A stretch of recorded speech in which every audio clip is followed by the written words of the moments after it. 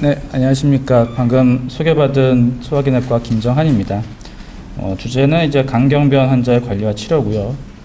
지금 시간상 3시라서 상당히 몸도 나른하시고 졸리실 때이기 때문에 동영상부터 잠시 개괄적인 동영상부터 보시고 올 초에 한번 방송에 나왔던 내용입니다.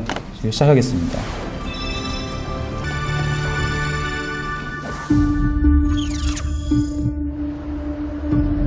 재작년 윤상철 씨는 간 이식이라는 큰 수술을 받았다. 아들의 간을 기증받아야 하는 쉽지 않은 선택. 그는 왜 수술을 받아야만 했을까? 지금 많이 걸어오셨습니까? 네. 평소 유난히 술을 즐겨 마셨던 애주가 윤 씨. 건강에도 자신이 있던 터라 365일 매일 술을 달고 살았는데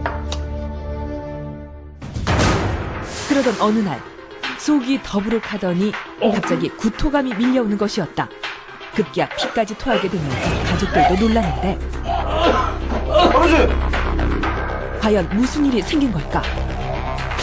갑자기 막 속이 메스껍더라고요. 응급실에 누워 있는데 그냥 막 넘어오는 것이 피가 넘어오더라고요. 또 밑으로도 하혈을 내버리고. 문제는 간이 굳어가는 간경변증 때문이었다. 장기간의 음주로 인해 간이 손상되면서 딱딱해져 갔던 것이다. 간을 오래 앓아서 간에 섬유질이 끼고 그게 이제 다시 원래의 간 상태로 돌아갈 수 없게 많이 변형이 온 그런 상태를 간경화라고 그러고, 간은 몸무게의 약 2%를 차지하는 몸에서 가장 큰 장기다. 수천 가지의 물질과 효소를 만들어내고 해독작용 등을 하는 인체의 화학 공장인 셈이다. 윤상철 씨의 경우 몸에 별다른 증상이 없다가 갑자기 출혈을 통해 이상 신호가 찾아왔다. 간을 통과하지 못한 혈액이 식도 정맥으로 올라오면서 출혈이 생긴 것이다. 간이 딱딱해지다 보면은 그 혈류가 제대로 통과를 못하기 때문에 식도에 있는 혈관으로 타고 올라가고요. 정맥이라는 것 자체가 정상 혈관이 감당할 수 있는 피의 양보다 더 많아져서 혈관이 부풀어 오르는 그런 상태거든요. 한번 이렇게 출혈이 날 경우에 사망률이 10%를 넘는 정도 사망률을 갖고 있고, 자칫 목숨을 잃을 수도 있는 상황. 일단 출혈이 생기면 부풀어 오른 혈관을 찾아 묶어주는 시술을 받아야 한다. 이렇듯 간경변이 심해지면 합병증 문제가 심각하다. 야, 너 이상해. 복수 타는 거 아니야? 그러더라고. 그래서 글쎄 그러고 있는데 먹다 보니까 불편한 거야. 이제 나중에는 숨쉬기가 이제 급한 거야. 그래가지고 그때는 이제 간경화 판정을 받았죠. 예전에 병원 다녔었으니까 2년 전에. 선주 씨는 담즙 분비 장애로 눈이 노랗게 변하는 황달이 생겼다. 간 기능이 떨어지면서 다리가 붓는 하지 부종에 복수가 차기도 하고 가려움증도 생겼다. 가렵거나 그러진 않으세요? 아니 근데도 자꾸 손이 가죠. 네. 그러니까는 이제 선주 씨의 경우도 원인은 술이었다. 처음에는 뭐 한두 잔 정도 먹다 보니까 그게 이제 자꾸 늘더라고요. 또 반병이 됐다가 한 병이 됐다가 안주 없이. 한 간경변 환자의 배가 임산부의 배처럼 커져 있다. 금방이라도 터질 것처럼 복수가 심하게 차올랐다. 간에서 알부민이 생성되지 않아 혈중 수분이 몸으로 빠져나가 부종을 일으키는 것이다. 너무 힘들면 막 억지로 참지 마시고 얘기하세요. 이게 소변이 안 나와서 천상 조금 바늘로 힘들면 빼야지 될 것 같아요. 이 환자 역시 장기간의 음주로 간이 굳어져 가는 것을 방치해왔다. 후회했을 때 이미 간은 망가진 뒤였다. 그래도 소용없고 다른 병들은 이렇게 스스로 보면 찾아나지거나 고칠 수가 있지만 이걸 한번 딱 해놓으면 죽을 때까지 그냥 가는 거예요. 간경변이 심해지면 손바닥이 붉어지거나 거미 혈관종이나 멍이 쉽게 생기고 황달이나 복수가 차기도 한다. 출혈이 생겨 사망하는 경우도 있다. 일단 간경변으로 조직이 많이 변형이 돼서 진행이 된 경우에는 다시 정상간으로 돌아가기가 좀 어려운 경우가 많습니다. 간에 염증이 반복되면 정상적인 간 조직에 작은 덩어리가 만들어지고 점점 간이 딱딱해지는데 심해지면 간이 제 기능을 할 수 없게 된다.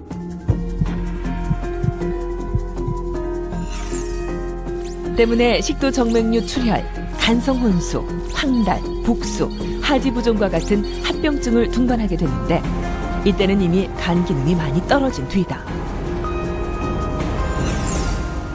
한번 딱딱해진 간은 더 이상의 진행은 막을 수 있어도 원래대로 되돌리기는 힘들다. 네, 사실 지금 보신 동영상 안에 오늘 할 얘기의 거의 전부의 얘기가 포함이 되어 있습니다. 이제 뭐 강경변과 강경화라면 섞여서 쓰긴 하는데 강경변이 공식적인 명칭이고 그냥 흔히들 말씀하시는 강경화는 같은 얘기가 되겠습니다. 실제로 아주 별다른 문제 없는 건강한 간은 이렇게 매끈하고 색깔도 예쁜 그런 모습인데 이것이 어떤 원인으로든 딱딱해지고 그런 경우에는 아래와 같이 흉측한 모양의 강경변이 되겠습니다. 그 생기는 과정을 일단 어떤 원인이든 B형 간염이든 C형 간염이든 술이든 어떤 원인이든 간에 간염이 계속 반복이 되고 그 반복되면서 낫고 그런 과정에서 섬유화라는 것이 생기게 되는데 섬유화는 흔히들 이해하기 쉬운 것은 이제 피부에 상처가 생기고 낫는 과정에서 생기는 흉터라고 생각하시면 되겠습니다. 마찬가지로 간에도 염증 때문에 상처가 생기고 그것이 낫는 과정에서 흉터가 생기는데 그런 흉터가 계속 쌓이다 보면은 앞에 사진에서 보신 것처럼 간이 딱딱해지게 됩니다.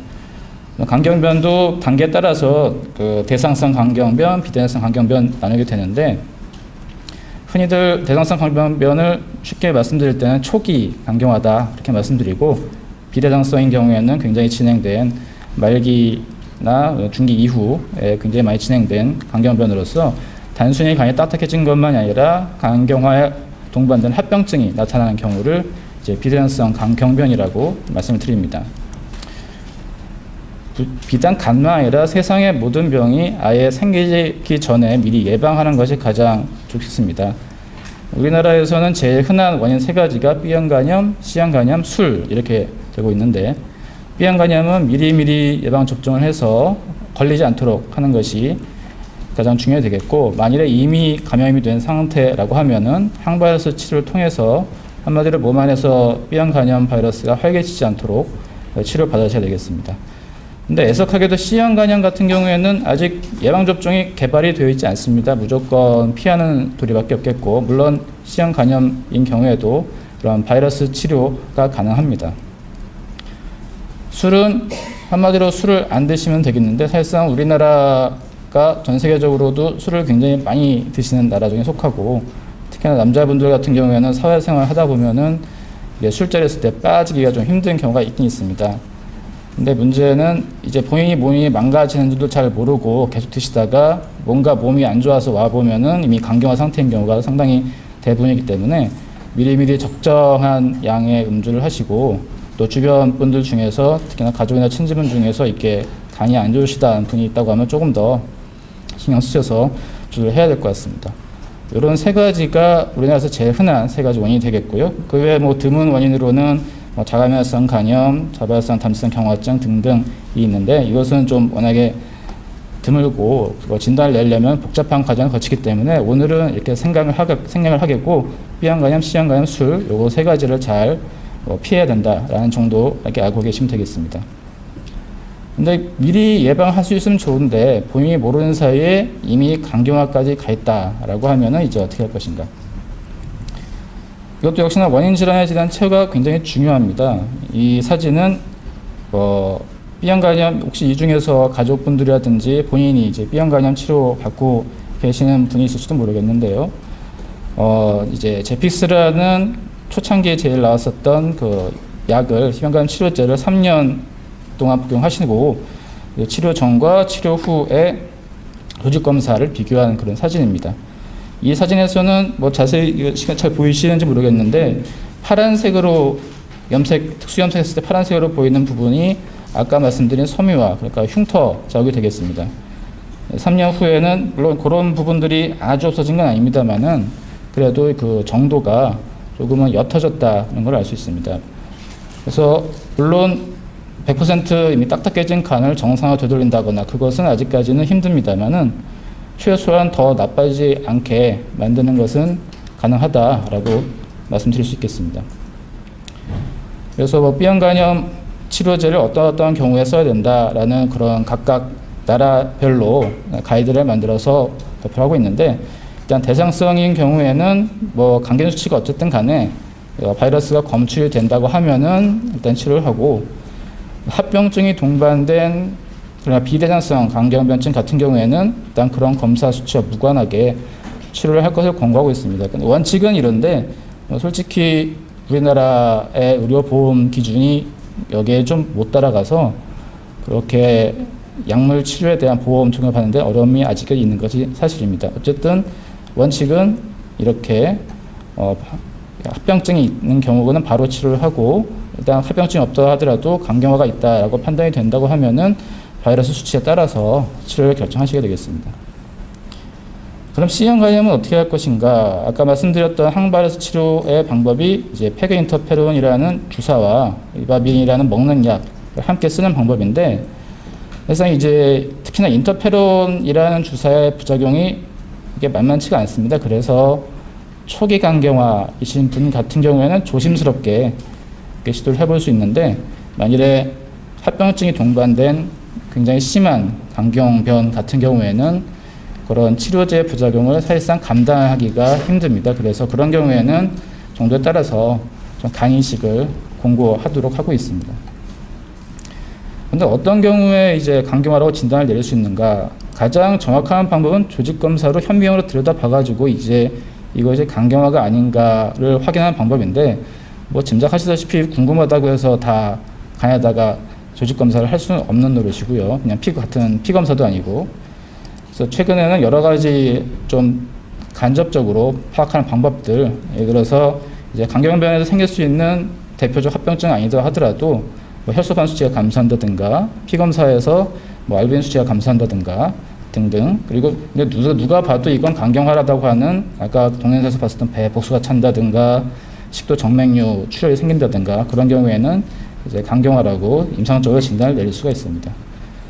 최근에는 첨단 방법으로 이런 조직 검사를 대체해서 간소면 스캔 검사라는 것도 점점 활용도가 높아지고 있습니다. 앞서 말씀드렸다시피 그냥 쉽게 얘기하시면 합병증이 없는 강경화 같은 경우에는 이제 대장성, 그리고 합병증이 발생한 경우에는 비대장성이라고 구분을 하고 있는데, 뭐 흔히들 그런 말씀 많이 들어보셨을 겁니다. 간은 침묵의 장기라고. 근데 간 때문에 증상이 생길 정도면은 정말 보통 말하고 간의 한 80% 정도는 재기능을 못할 정도 돼야 증상이 생깁니다. 그래서 뭐 그동안 뭐 술도 잘 마시고 생활하는데 아무 지장이 없었는데 어느 날 갑자기 뭐 배 복수 찬다고 찾아오시는 분들 굉장히 많고요. 그러시기 전에 뭐 정기적으로 검진을 받으시고 평상시 관리하시는 것이 더 중요하겠습니다. 특히나 단순히 이게 간염인 단계와 대장성 강경변 그리고 비대장성 강경변을 이렇게 환자들 나눠봤을 때 5년 내 사망 확률이 아무래도 병이 진행함에 따라서 더 높아지는 것을 알 수가 있습니다. 특히나 가장 심한 합병증은 아무래도 간암이 되겠습니다. 어느 정도 심하냐에 따라서 검사 수치에 따라 이렇게 3단계로 나눠서 구분하기도 하는데, 이러한 수치들은 알부민 수치, 빌리루빈, 흔히 말하는 황달 수치, 그리고 프로스럼빈 시간이라든가 밖에서 보이는 복수, 간성혼수 등등으로 계산하는데, 이것은 그냥 전문가가 계산하는 영역이기 때문에 그냥 이런 식으로 해서 뭐 초기, 중기, 말기 그런 식으로 나눌 수 있다라는 정도를 아시면 되겠고, 말기 강경변 같은 경우에는 일단 나라에서도 이전 장애 판정으로 거기에 대한 혜택을 주도록 돼 있습니다. 일단 강경변이 왔을 때 치료는 어떻게 할 것인가? 말씀드렸다시피 왜 강경화가 생겼는가에 따라 원인에 따라서 거기에 대한 치료를 하고, 합병증이 생겼을 경우에는 거기에 대한 합병증 치료하고, 근데 만약 더 이상은 간이 버티지 못할 정도 순이다라고 그러면은 새 간을 이식박는 방법을 고려해야 되겠습니다. 여기에는 강경화 자체가 심한 것도 포함이 되어 있고, 앞에 강의 이미 하셨던 간암이 생겼을 경우에도 포함이 되겠습니다. 대표적인 합병증을 꼽아보라고 하면은 이렇게 복수나 식도 정맥류, 간성뇌증, 대팜종 이런 식으로 나눌 수가 있겠고요. 복수에 대한 동영상을 잠깐 보시겠습니다. 간경변증으로 인한 합병증이 간암만큼이나 위험할 수 있다. 가장 대표적인 것이 황달과 배에 물이 차는 복수, 그리고 간에 해독작용이 안 돼 간성혼수와 간문맥이 위나 식도로 역류에 생기는 정맥류다.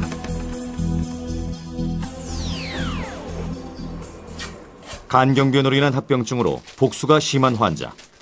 몸무게가 55kg이었지만 복수 때문에 120kg까지 육박했다. 근데 이분은 좀 없어요. 이거 1년간 다른 병원에서 치료를 받았지만 결과가 시원치 않아 전환된 환자는 복수가 심해서 여러 방법을 동원해 치료 중이다. 나왔던데. 응? 한 번에 5,000cc씩 뽑았는데 오늘은 뭐 그동안 많이 이게 좋아지신 거거든요. 그래서 3,000cc만 뽑고 나머지는 지금 저염식과 이뇨제에 잘 반응하니까. 처음엔 마음고생도 심했지만 차츰 차도가 있어 환자는 안심하고 있다.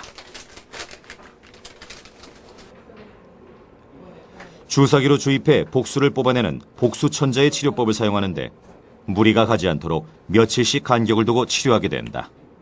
그녀의 몸에선 왜 이런 현상이 생겼을까? 간이 염증으로 인해 딱딱하게 굳어가는 간경변으로 악화되면 합병증이 발생한다. 특히 간은 혈액 속 수분 함량을 유지시켜주는 알부민이라는 단백질을 만드는데 간 기능이 저하되면 알부민을 충분히 만들지 못해 수분이 혈관 밖으로 빠져나가게 된다. 이렇게 감소된 혈액량을 보충하기 위해 신장에선 수분과 나트륨의 흡수가 증가되고 이것이 혈관 밖으로 빠져나가는 악순환이 반복되면서 복수가 차오르게 된다. 이런 체내 수분의 불균형으로 심혈관이 수축되면서 신장 기능도 저하되는 간신증후군이 생기게 되는 것이다.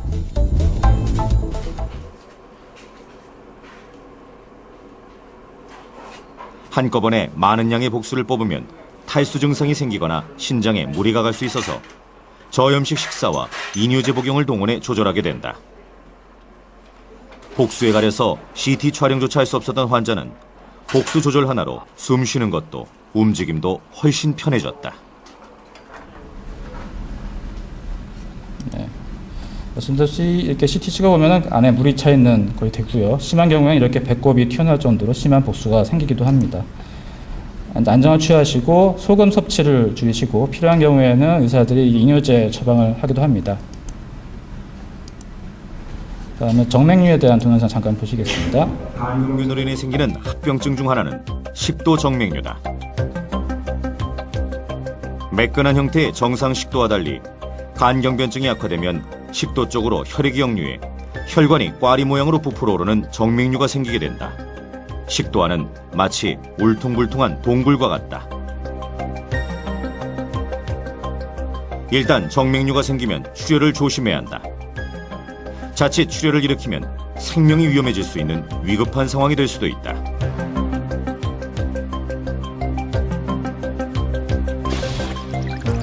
간경변이 진행되면 간에 혈액을 공급하는 간문맥이라는 혈관의 압력이 높아지면서 다른 길을 찾게 되는데 이때 식도와 위로 가는 혈액이 역류해 꽈리 모양으로 부풀어 오르는 정맥류가 생기게 된다.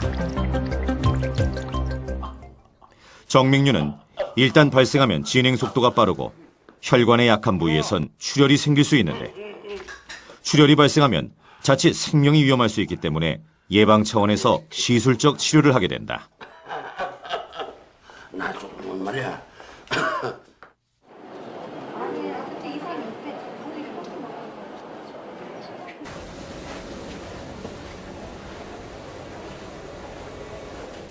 얼마 전 내시경에서 식도 정맥류를 발견한 환자. 그러니까 식도가 거의 막힐 정도로 이렇게 혈관이 하지정맥류를 연상하시면 돼요. 옆에 환자의 정맥류는 유난히 크고 울퉁불퉁해 출혈의 위험성이 염려되는데 정맥류, 혈관이니까 아직 출혈은 없었지만 식도 정맥류가 유난히 큰 탓에 예방 차원에서 시술을 하기로 한다. 이것이 이른바 식도 정맥류 결찰술. 먼저 시술은 내시경을 이용해서 정맥류의 위치를 정확히 확인한다. 그런 다음 정맥류를 잡아당긴 후 이 부위를 밴드로 묶어주면 시술은 끝난다.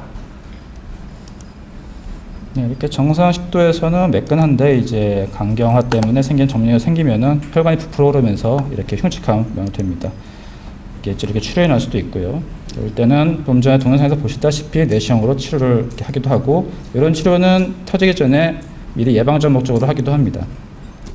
방법은 뭐 약물 치료, 내시경적 치료, 다른 혈관을 막는 그런 방법들도 동원이 되기도 합니다. 이런 식으로 아까처럼 고무줄로 묶는 방법 외에도 일종의 피랑 만나면 딱딱해지는 그런 성분을 혈관 내로 집어 넣어서 치료를 예방하는 방법도 있겠습니다. 이것은 이제 혈관 시술을 통한 그런 정맥류 치료 방법이 되겠습니다. 그거 외에는 간성뇌증이라고 한마디로 말하면은 간이 딱딱해지면서 몸 안에 있는 독소를 해독을 못해서 생기는 그런 간성뇌증이라고 불리는 합병증이 생길 수도 있는데, 혹시나 주변에 간경화에 있으신 분이 평상시랑 말씀하시는 게 달라졌다든가, 잠을 잘 안 오신다든가, 아니면 오히려 잠에서 주무신 다음에 잘 안 깨신다든가 하면은 빨리 병원으로 모시고 오셔야 되겠습니다. 항상 한 번이라도 그런 간성뇌증이 오셨다는 분이 계신다고 하시면 늘 주의 깊게 보셔야 되겠고, 단백질을 너무 섭취하지 않도록 조심하셔야 되겠고, 혹시나 이제 피 같은 게 나오는 데는 없는지 잘 보셔야 되겠습니다. 그리고 간암에 대해서는 앞에 강의가 있었기 때문에 우선 생략하도록 하겠습니다. 중요한 것은 우리나라에서도 간암 검진에 대한 조기 검진에 대한 기준을 마련해서 공고를 하고 있습니다. 만 40세 이상 B형 간염이나 C형 간염 또는 어떤 원인이든지 간경화가 있으신 분들 같은 경우에는 최소한 1년에 2번 복부 초음파 검사 같은 영상 및 그리고 혈청 태아 단백이라는 피 검사를 같이 하시도록 그렇게 권고를 하고 있습니다. 예, 치료에 대해서 앞에서 다 말씀하셨기 때문에 그 외에 좀 드문 합병증들도 있겠는데, 이것은 한 번이라도 겪어보신 분들은 아실 것이기 때문에 문제가 있다면 바로 병원으로 모시고 오셔야 되는 그런 합병증이 되겠습니다. 그리고 근본적으로는 새 간을 이식 막는 방법이 또 가장 좋은 치료 중에 하나가 되겠습니다. 그 외에 이제 민간요법이라든가 뭐가 좋다든가 그걸 함부로 드시지 마시고 항상 의사와 상의해서 이렇게 하시면 되겠습니다. 네, 예방이 최선이고 어떤 원인 질환에 대한 적극적인 치료가 필요하고, 합병증에 대한 치료 및 간암이 생기지 않는가 잘 보셔야 되고, 민간요법에 의지하지 않고 필요한 경우에는 간이식도를 한다라고 이렇게 정리를 하고 마치도록 하겠습니다. 감사합니다.